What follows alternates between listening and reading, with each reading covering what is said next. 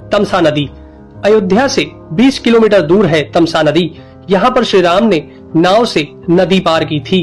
श्रृंगवेरपुर तीर्थ। प्रयागराज से 20 से 22 किलोमीटर दूर श्री राम श्रृंगवेरपुर पहुँचे, जो निषादराज गुह का राज्य था।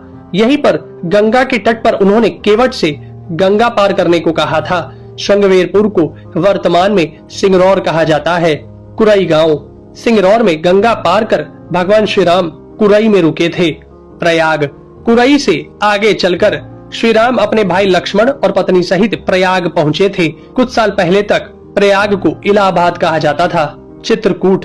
प्रभु श्री राम ने प्रयाग संगम के समीप यमुना नदी को पार किया और फिर पहुंच गए चित्रकूट। चित्रकूट वह स्थान है जहां श्री राम को मनाने के लिए भरत अपनी सेना के साथ पहुंचे थे, क्योंकि राजा दशरथ का देहांत हो चुका था। भरत ने यहां से श्री राम की चरण पादुका ले जाकर उनकी चरण पादुका रखकर राज्य किया था। सतना। चित्रकूट के पास ही सतना यानी मध्य प्रदेश में स्थित अत्रि ऋषि का आश्रम था।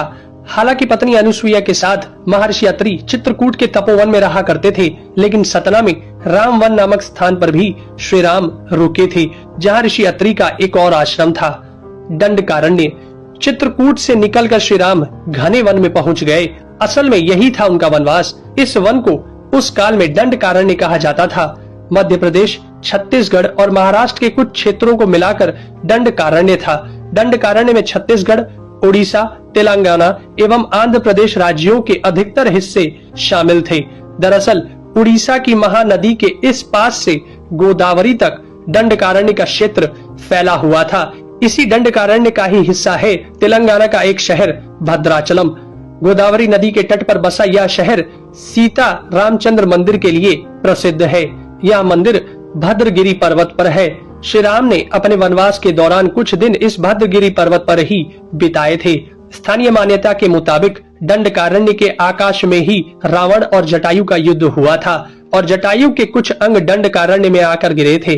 दुनिया भर में सिर्फ यहीं पर जटायु का एकमात्र मंदिर है। दंडकारण्य वन अब सिमटकर वर्तमान में भारत के छत्तीसगढ़ राज्य में ही रह गया है। पंचवटी, नासिक। दंडकारण्य में मुनियों के आश्रमों में रहने के बाद श्री राम अगस्त्य मुनि के आश्रम गए। यह आश्रम नासिक के पंचवटी क्षेत्र में है, जो गोदावरी नदी के किनारे बसा है। यहीं पर लक्ष्मण ने सूर्पनखा की नाक काटी थी। श्री राम ने खरवादूषण के साथ युद्ध किया था। गिद्धराज जटायु से श्री राम की मैत्री भी यहीं हुई थी। वाल्मीकि रामायण अरण्य कांड में पंचवटी का मनोहर वर्णन मिलता है। सर्वतीर्थ। नासिक क्षेत्र में ही सूर्पनखा की नाक कटी तथा मारीच और खरवादूषण के वध के बाद ही रावण ने सीता का हरण किया और जटायु का भी वध किया था, जिसकी स्मृति नासिक से 56 किलोमीटर दूर ताकेड़ गांव में सर्वतीर्थ नामक स्थान पर आज भी संरक्षित है। जटायु की मृत्यु सर्वतीर्थ नाम के स्थान पर हुई, जो नासिक जिले से इगतपुरी तहसील के ताकेड़ गांव में मौजूद है। इस स्थान को सर्वतीर्थ इसलिए कहा गया क्योंकि यहीं पर मरणासन्न जटायु ने सीता माता के बारे में बताया। राम जी ने यहाँ जटायु का अंतिम संस्कार करके पिता और जटायु का श्राद्ध तर्पण किया था। पर्णशाला। पर्णशाला तेलंगाना के खम्माम जिले के भद्राचलम में स्थित है। यह रामालय से लगभग 1 घंटे की दूरी पर स्थित है। पर्णशाला को पंचशाला या पंचशाला भी कहते हैं। पर्णशाला गोदावरी नदी के तट पर स्थित है। यही वह स्थान है जहां से सीता जी का हरण हुआ था। हालांकि कुछ मानते हैं कि इस स्थान पर रावण ने अपना विमान उतारा था। इस स्थल से ही रावण ने सीता को पुष्पक विमान में बिठाया था, यानी सीता जी ने धरती यहाँ छोड़ी थी। इसी से वास्तविक हरण का स्थल यह माना जाता है। यहाँ पर राम सीता का प्राचीन मंदिर है। तुंगभद्रा।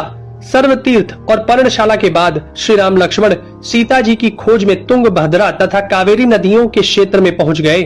तुंगभद्रा एवं कावेरी नदी क्षेत्रों के अनेक स्थलों पर वे सीता जी की खोज में गए। शबरी का आश्रम। श्री राम और लक्ष्मण सीता की खोज में तुंगभद्रा और कावेरी नदी को पार करते हुए चल दिए। जटायु और कबंध से मिलने के पश्चात वे ऋषिमुख पर्वत पहुंचे। रास्ते में वे पंपा नदी के पास शबरी आश्रम भी गए, जो आज केरल में स्थित है। पंपा तुंगभद्रा नदी का पुराना नाम है। इसी नदी के किनारे पर हम्पी बसा हुआ है। रामायण में हम्पी का उल्लेख वानर राज्य किष्किंधा की राजधानी के तौर पर किया गया है। केरल का प्रसिद्ध शबरीमलय मंदिर तीर्थ इसी नदी के तट पर स्थित है। ऋषिमुख पर्वत। मलय पर्वत और चंदन वनों को पार करते हुए वे ऋषिमुख पर्वत की ओर बढ़े। यहाँ श्री राम ने हनुमान और सुग्रीव से भेंट की, सीता जी के आभूषणों को देखा और बाली का वध किया। ऋषिमुख पर्वत वाल्मीकि रामायण में वर्णित वानरों की राजधानी किष्किंधा के निकट स्थित था। ऋषिमुख पर्वत तथा किष्किंधा नगर कर्नाटक के हम्पी जिला बेल्लारी में स्थित है। पास की पहाड़ी को मतंग पर्वत माना जाता है।